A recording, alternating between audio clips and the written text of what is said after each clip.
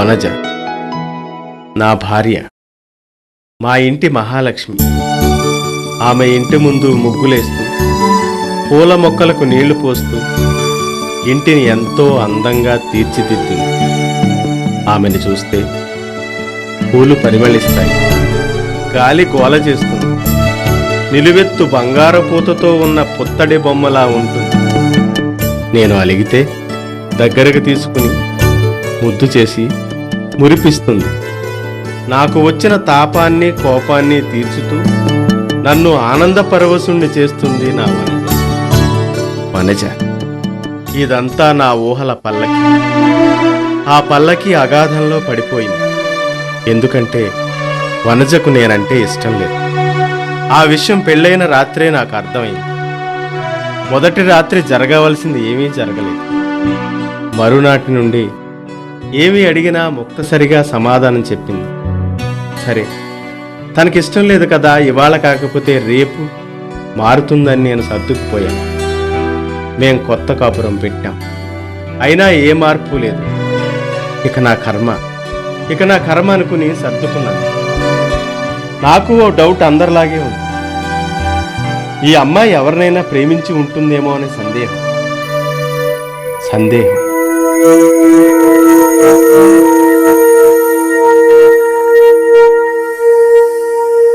వనజ, మంచినీళ్ళు తీసుకురా.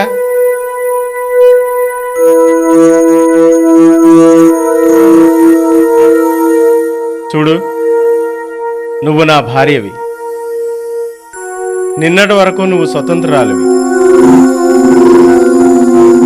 పెళ్ళైన తర్వాత మనమిద్దరం కలిసి జీవించాల్సిన జీవితంలో అనుమానం అనేది పుట్టకూడదు. కానీ కొన్ని డౌట్స్ ఉన్నాయి. నువ్వు తీర్చకపోతే మన సంసారం నరకం అవుతుంది. ఏంటి మీ డౌట్స్?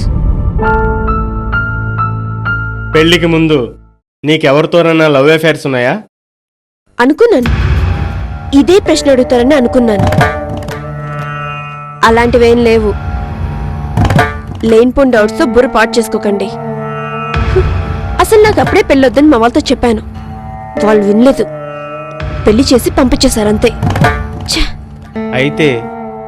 అయితే నీకు ఈ పెళ్లి ఇష్టం లేదన్నమాట. అందుకేగా నాకింకా ఇబ్బందిగా ఉంది. నాకింకా కొంచెం టైం ఇస్తే మెల్లగా మారడానికి ప్రయత్నం చేస్తాను.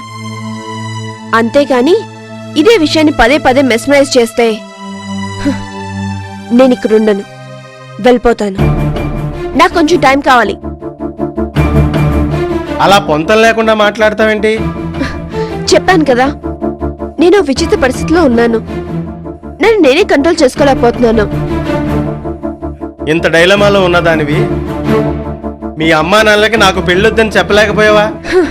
వాళ్ళు వినేవాళ్ళు కాదు. ఫోన్ నేను చెప్పనా? చెప్పాను కదా, ఇలాగే కొంతకాలం అయితే సర్దుకుంటుంది.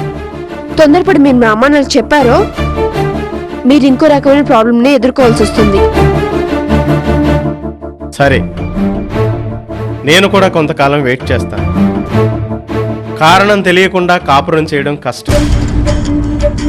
అయినా ఆ కష్టాన్ని ఇష్టంగా తీసుకుని నీకు టైం ఇస్తాను. నువ్వు మారతావనే అనుకుంటున్నాను.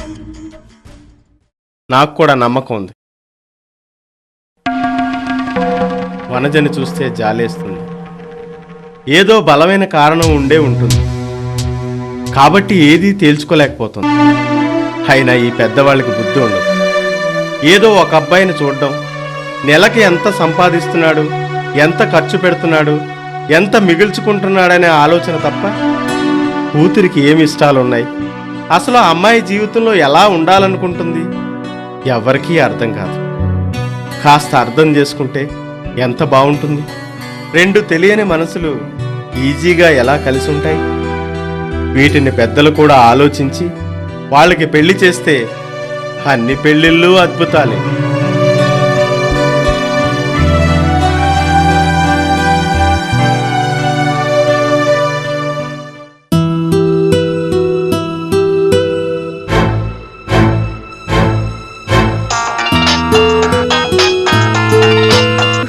హలో రాజేష్, వద్దు.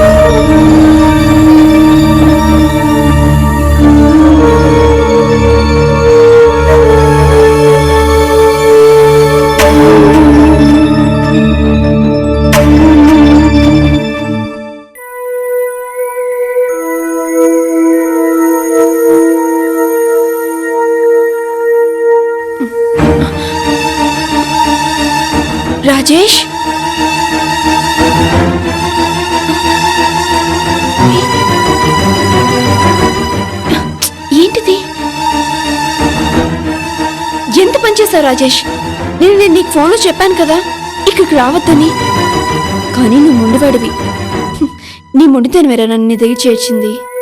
వనజ, నిన్ను విడిచి నేను ఉండలేను. ప్లీజ్ నన్ను అర్థం చేసుకో. నేను మాత్రం బతకగలనా చెప్పు? నాకు పిచ్చెక్కిపోతుంది. ఏం చేయాలో నాకు అర్థం కావట్లేదు. నేను అదే పరిస్థితిలో ఉన్నాను. ఎందుకంటే నేను నీ నరకం భరించలేకపోతున్నాను రాజేష్. త్వరగా ఏదో ఆలోచించి నన్ను నీకు తీసుకెళ్ళిపో రాజేష్. ఈ భరోసా నువ్వు ముందు నుంచి ఇచ్చుంటే ఈ పొజిషన్ వచ్చుండేది కాదు. అమ్మా నాన్న అన్నావు, మనసు చంపుకొని తెలియని వాడితో తారి కట్టించుకున్నావు. ఇదే తెగింపు నీకు ముందు నుంచి ఉండుంటే ఎప్పుడో మన ఇద్దరం ఒకటయ్యేవాళ్ళం. ఇప్పుడు మాత్రం ఒకటి కాదా రాజేష్? ఎప్పటికీ మనల్ని ఎవరూ విడదీయలేరు. నా జీవితం నీకే రాజేష్. నిజం రాజేష్, ఈ జీవితం నీకే. నిజంగానా వనజ? అవును రాజేష్, ఈ వనజ, ఈ మనసు అన్నీ నీకే. నావేనా? ముమ్మాటికి నీవే. ఎన్ని రోజులు మనం ప్రేమించుకున్నాం. ఒక్కసారి కూడా నేను హద్దు దాటలేదు. ఎన్నిసార్లు నువ్వు నన్ను పొందాలనుకున్నా నేను వారించాను. ఇప్పుడు ఇంకా నేను అడ్డు చెప్పను రాజేష్, అడ్డు చెప్పను. Vanaja, I love you Vanaja. I love you so much. మరి నీ ఫస్ట్ నైటు? అది కాకుండా నెట్టుకొచ్చాను. నిజమా? ఇన్ని రోజులు ఎలా అలా నెట్టుకొచ్చేసాను. అలాగా? నీ మీద ఒట్టు రాజేష్. చచ్చా, నువ్వు ఒట్టు వేయాలా? రాజేష్,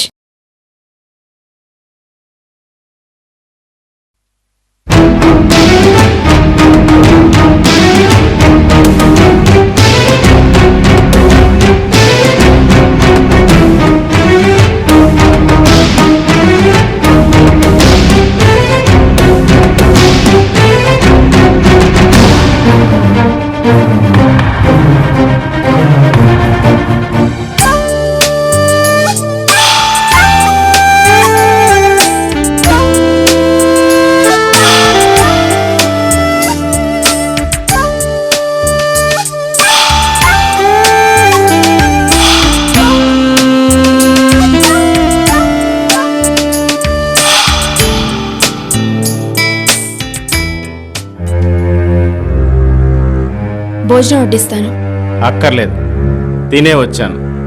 చూడు వనజ, నీ ప్రాబ్లం ఏంటో చెప్పు. దాన్ని బట్టి ఏదో ఒక నిర్ణయం తీసుకుంటాను. అంతేగాని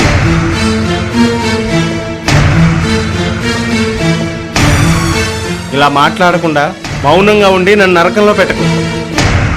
మీ అమ్మా నాన్నని పిలిపించి ఏదో ఒకటి సెటిల్ చేస్తాను.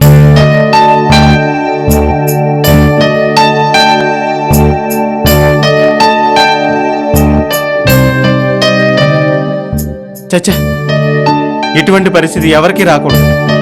నేనే పాపం చేశాను? ఎవరికి ఎప్పుడూ చిన్న అపకారం కూడా చేయలేదు. ఇటువంటి నాకు ఏమిటి ఏమిటి కర్మ? లేదు, నేను పాపం చేసుంటాను. అందుకే నాకు ఈ శిక్ష. శిక్ష పడినప్పుడు శిక్ష అనుభవించాలిగా. అనుభవిస్తాను.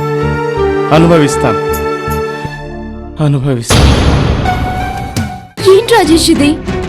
నీకోసం నేను అన్ని వదులుకుంటున్నాను, కానీ నువ్వు నన్నేం చేయమంటావు? ఒకసారి నువ్వు ప్రాక్టికల్గా ఆలోచించు. డబ్బు లేకుండా ఏదైనా అవుతుందా? ఇప్పుడు నేను తీసుకెళ్లాలన్నా కొంత డబ్బు కావాలి కదా. పోనీ ఆ డబ్బు నేను తీసుకురానా?